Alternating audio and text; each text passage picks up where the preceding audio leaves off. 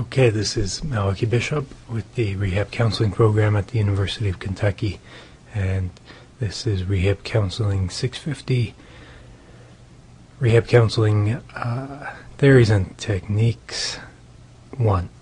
Today we're going to be talking about behavior therapy, and behavior therapy has been around since early in the 20th, or probably even late in the 19th century. It's been described as the second wave in psychology after psychoanalysis, and it's also been described as a reaction against psychoanalysis, and that the behavior therapists were reacting against this idea of focusing on mental processes that could not be observed. And the early behavior therapists were suggesting that observable behavior, things that we can see and observe and measure, should properly be the focus of psychology, and not these subconscious, inaccessible psychological processes. In behavior therapy, the person is seen as, and we will be seeing the person today as, a product of and producer of his or her environment. So we are both a result of interactions in our environment, and we are the creators or producers of our environment. And that's an idea that we will be seeing throughout this lecture. We're going to talk, first of all, about some current approaches to behavior therapy, including applied behavior analysis and operant conditioning, and then neo-behaviorism and the stimulus response approach, and social cognitive models, and how each of these has been or can be applied in the rehab counseling process. So we're going to begin with the idea of applied behavior analysis, ABA, and working from this perspective, according to the Association for Behavior Analysis International, and I've provided the website for this organization. Very informative if you're interested in behavior analysis. I recommend that organization and their website. But behavior analysts ask, why does behavior change over time? They seek answers by looking at the biological and environmental factors. We're primarily interested in the role of the environment, factors in the environment that shape or change behavior. And according to behavior analysts, behavior is anything a person or animal does that can be observed and measured. So is thinking a behavior? Is emotion a behavior? And the answer would be anything that we can observe and measure would be classified as behavior. So we're not just talking about what a person does physically with their body, how they physically interact with the environment, but we are also talking about cognitions. In applied behavior analysis, treatment is a process of changing the relationship between behaviors and their consequences. So from this perspective, behavior emerges or develops as a consequence of the relationship of the behavior and the environment. If we act on an environment and we observe the response, and if the response is favorable, then it makes it more likely that we will repeat the behavior in the future. So that if that is how our behavior develops, then treating problematic or ineffective behavior, change in behavior, becomes a process of changing that relationship between the behavior and the consequence.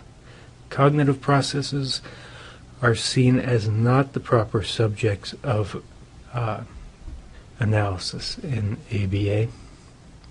And I have a picture of a little fellow in timeout there, just to give you an example of the sort of relationship between behavior and consequence. if you behave this way, then you will be put in timeout. And being put in timeout, you have to go sit in your chair, and you are removed, is the theory, from the rewards or reinforcements that are present in the environment. So you're not getting the attention of your siblings or classmates or parents.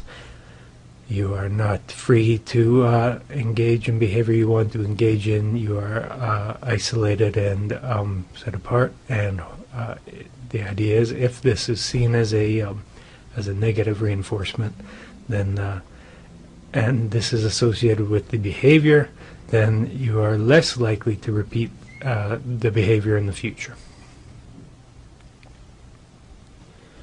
So this is applied behavior analysis is based on the operant conditioning approach. People who have talked about operant conditioning include B.F. Skinner, fairly famous behavior theorist, and E.L. Thorndike.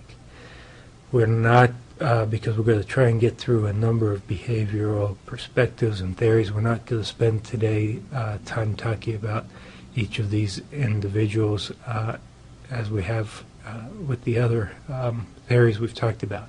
But I'm sure you're familiar with Skinner especially, and Thorndike, another person associated with operant conditioning. Operant conditioning, again, we're talking about the same idea. Behavior is a function of its consequences. We behave. There are consequences. If the consequence or outcome is positive, we are more likely to repeat the behavior. If it is negative, we are unlikely or less likely to repeat the behavior. So the focus in operant conditioning in ABA is on what happens after or as a consequence of the behavior. We take an action on the environment, and that produces consequences, and those positive consequences we refer to as positive reinforcement, or the reduction of aversive stimuli. In other words, we engage in some behavior that takes away some negative stimuli or makes the negative thing that is happening stop. So reward or positive reinforcement or taking away of a negative stimuli increases the likelihood that the behavior will occur again. And negative reinforcement, punishment, will make it less likely to reoccur or will cause extinction of that behavior. In order for operant conditioning to be effective, the reinforcers, the rewards, but we prefer the term reinforcers, must be meaningful to the person. For example, some people will see money as an inherent reward. Some people will see ice cream as a reward. Some people will see a nice meal as a reward. But then there are other people who are not too fond of ice cream or not too concerned about money for its inherent value. But it has to be, so the reward has to be meaningful to that specific individual in order for the thing to actually be a reinforcer. That we talk about primary reinforcers, which are those things which are inherently rewarding. Ice cream, for example, is inherently rewarding. If you like it, it tastes good right now. In the present, I'm enjoying it. The idea of secondary rewards or secondary reinforcers, the reward or reinforcement in itself is perhaps not directly rewarding, but the reward is for what we can do with the secondary reinforcement. So, for example, in a token economy or money, for example, the money in itself is not necessarily rewarding, but it becomes rewarding because we can buy ice cream with it. Okay, moving on to the second idea, neo-behavioristic approaches and the stimulus response, or classical conditioning based approaches.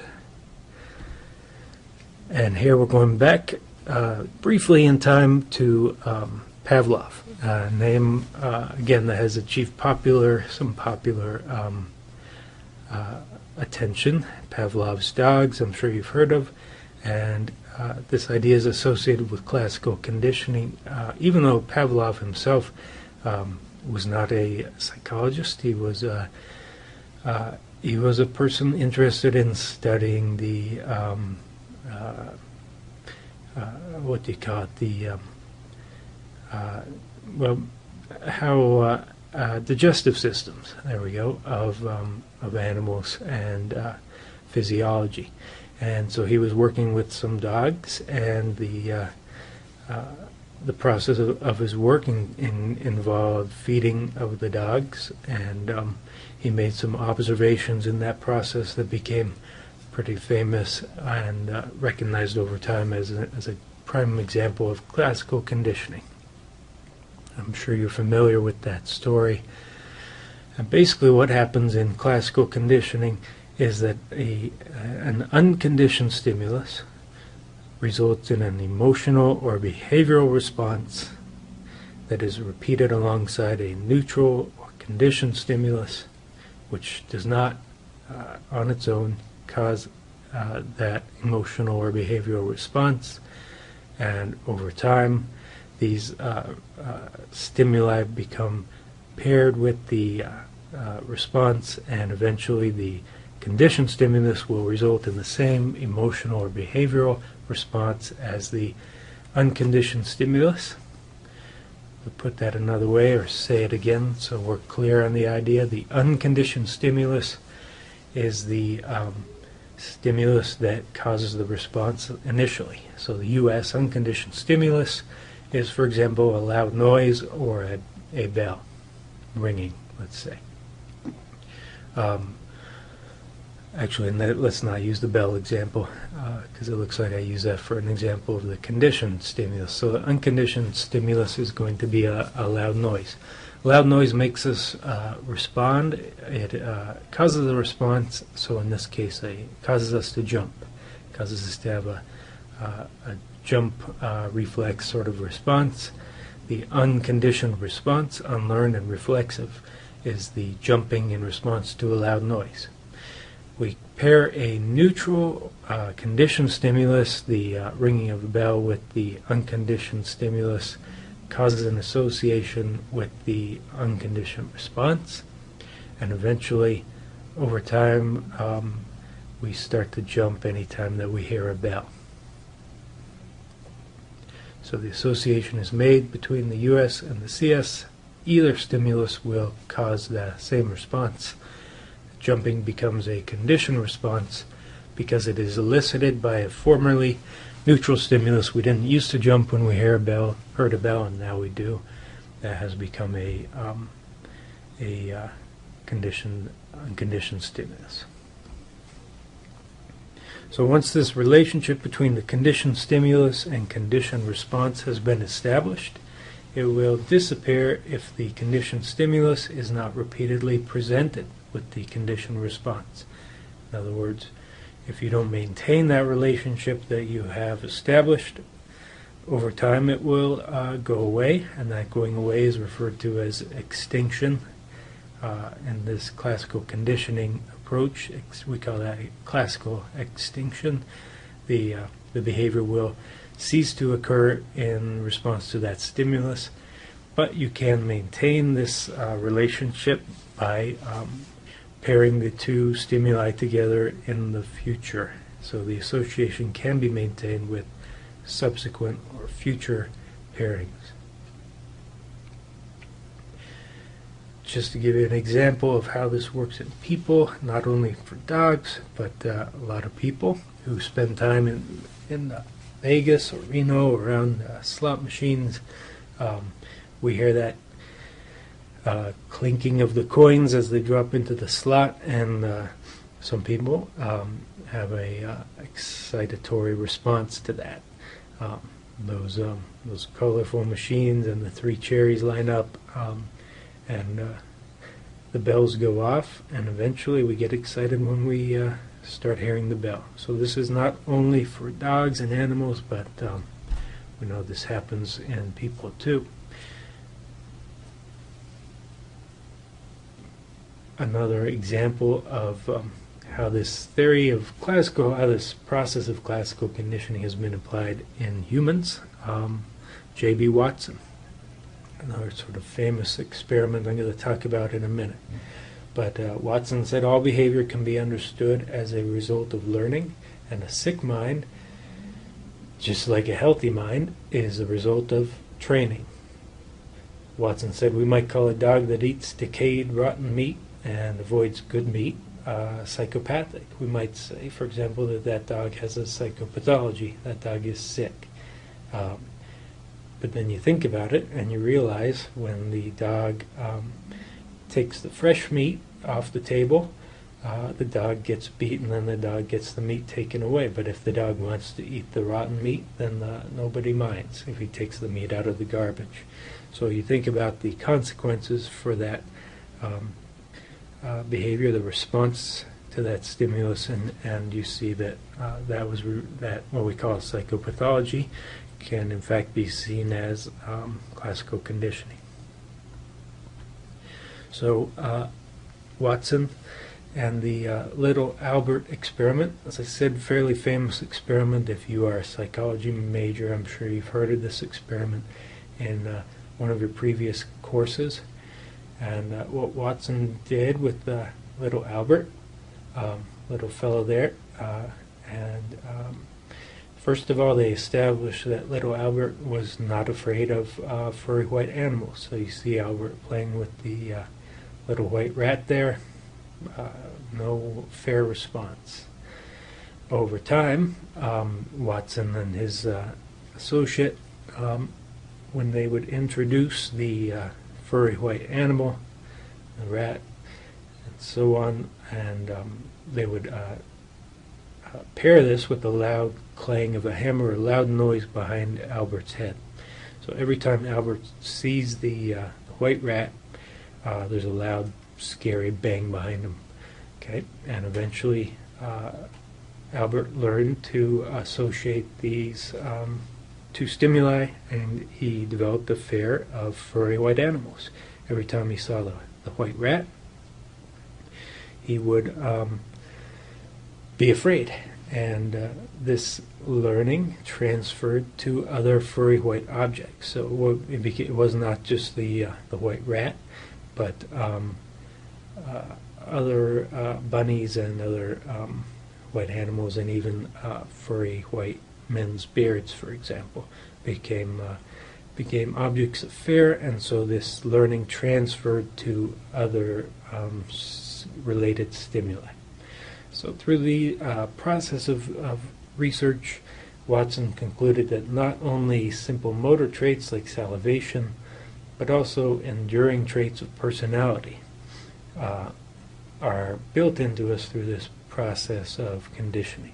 So not just jumping in response to bangs behind our heads, but this basic process of learning is in fact how people develop traits of personality. Watson said, "Give me a dozen healthy infants, well-formed, and my own specified world to bring them up in, and I will guarantee to take any one at random and train him to become any type of specialist I might select: doctor, lawyer, merchant, thief, and yes, even beggarman and thief, regardless of his talents, pensions, tendencies, abilities, vocations, and race of his ancestors." So Watson said and believed at this point that basically we are all we're all material for learning, and given the right environment, the right environment and situation to work with, he could turn any infant into anything he wanted to through this process of conditioning.